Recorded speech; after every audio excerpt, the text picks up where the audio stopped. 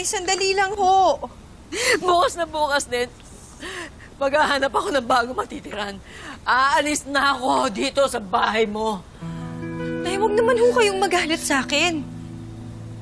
Anak niyo rin ho naman ako Hindi porket anak kita, kukonsintihin ko lahat ng mga kalokohan mo. Buong buhay ko, wala akong ginawa, kundi isipin kayo ni Olive. Ang hanapin kayo. Si Emma nasa tabi ko, pero kayo ang nasa isip ko. Tapos ngayon wala na si Emma. Ngayon ko lang naiisip, ang dami ko palang pagkulang sa anak ko.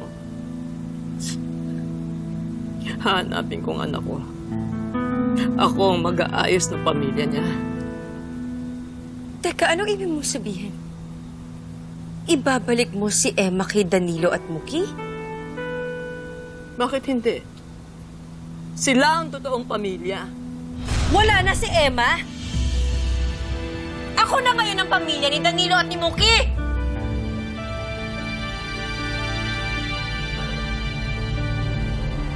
So sorry, Nay. Sorry po. Nabigla lang po talaga ako.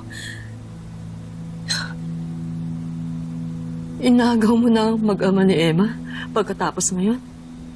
Pinagtataasan mo pa ako ng boses? Lola! Mukya po.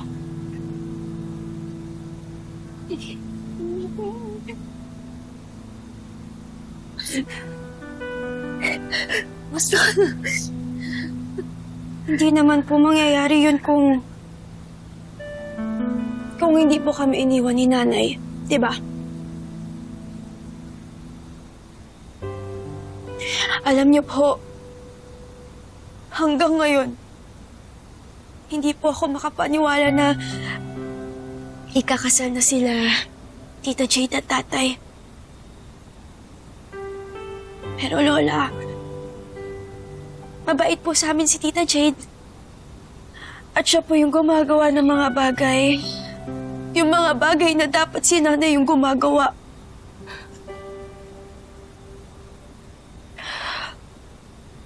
Minsan naiisip ko, pinapatray kaya namin si Nanay? Pero naiisip po ba kami ni Nanay ngayon? At yung sakit. Yung sakit na nararamdaman po namin ni Tatay.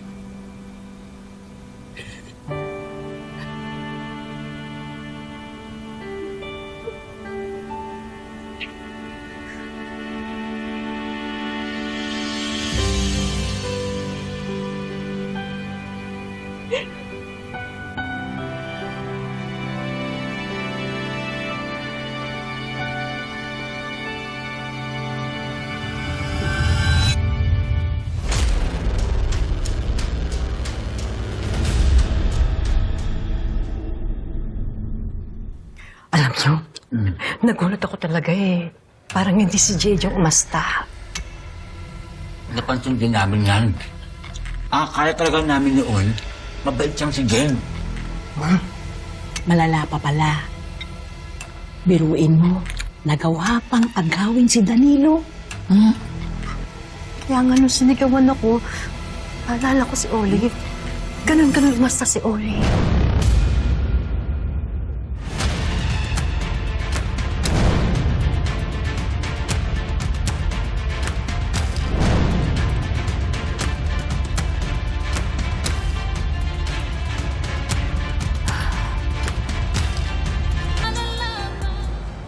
Binuksan mo ang sarili mo sa akin noon.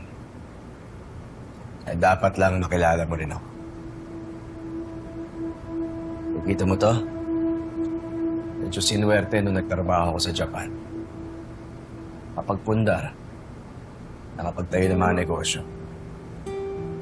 Ang galing nga eh. Nagawa mo lahat to dahil sa mga pagsusumikap mo.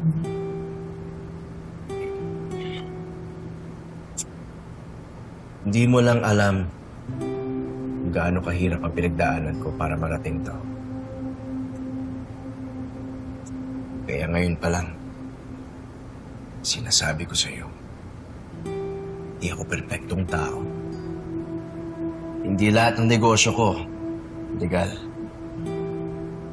Pero yun ang bumubuhay sa akin. Alam mo ba kung anong binigay nun sa akin? Kapangyarihan. Yun ang gusto kong mangyari sa'yo. Makakabangon ka. Kaya gusto ko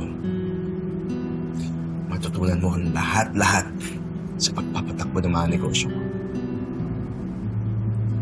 Hindi ba sobra-sobra na yung naitulong mo sa akin para bigyan mo pa ako ng trabaho? Baka hindi ko na masukli ang lahat ng kabutihan mo.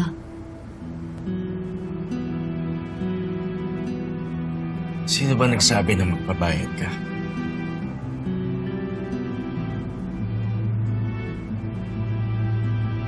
Alam mo ba na masaya ako kapag nakakatulong ako sa'yo?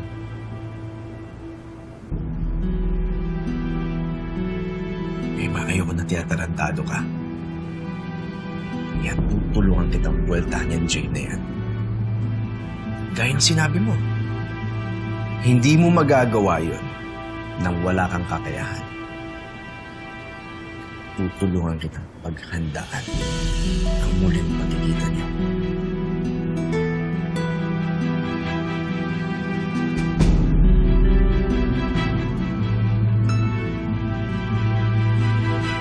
Ano? Hindi mo pa rin ba nahanap si Emma? Pwede bang pakibilis-bilisan mo dahil may nadagdag pang buwisit dito? Yung nanay niya. Bilisan mo!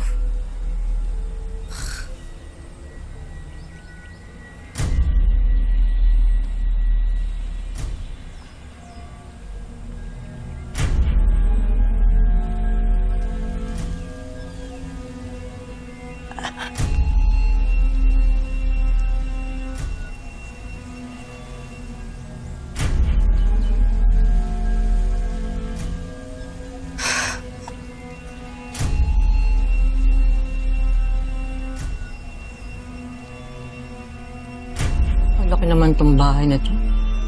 Meron din palang kwarto dito. Nagawa ni Chico.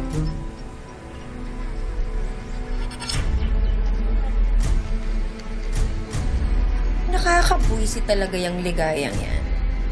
Sana hindi na lang siya bumalik. Dahil sigurado ko, nasisirain lang niya ang mga diskarte ko. Hindi niya dapat malaman na si Jade ang namatay at ako na si Olive Caparas ay buhay na buhay pa.